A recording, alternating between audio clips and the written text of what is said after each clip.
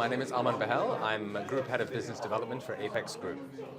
We had an ESG roundtable sharing lots of thoughts and ideas across the business community, the finance community, split across India and the UK, but also in other regions. And I think one of the key takeaways was Europe in particular and the UK inclusive have been perhaps a little bit further ahead in terms of enacting ESG policies, creating regulatory frameworks, and aligning on global standards that can be applied, particularly in the asset management segment, which is where me and my firm sort of operate, but more broadly.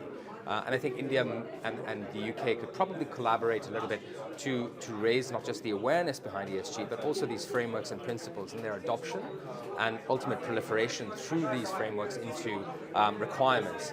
Once we have that sort of basic level of compliance on ESG, the bar starts to raise and we start moving into value creation, we start moving into contextualized and a greater good from the business community. So I think there's a lot of great conversation.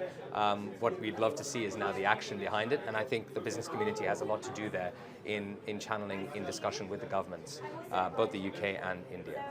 So I think there's a lot in terms of not just investment, but also time and the application of principles that the UK is applying in the concept of ESG in particular, as it applies to not just finance and corporates, but also asset management. The asset management industry in India is growing at a significant pace. There's a lot of opportunity to invest, and I think harmonizing and aligning economic interests and economic impact through, for example, private equity or hedge funds into ESG principles and value creation through that is a huge area of growth for India.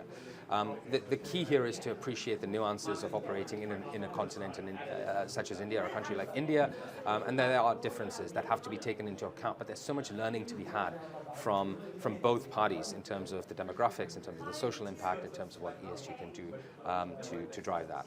I think it's a perfect bridge, right? Because the community is so wide and diverse across both businesses, finance, government, and it's really bringing all of these kind of communities together to have a sustained dialogue.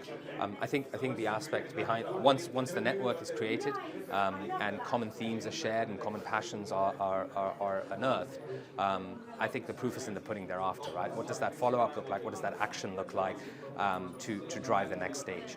So that when we come back, in a year's time or in 6 months' time for the next IGF forum and we meet again, we're not talking about what we spoke about a year ago, but we're talking about the developments that have happened in that area, what we've learned from that, what more we can do from there on.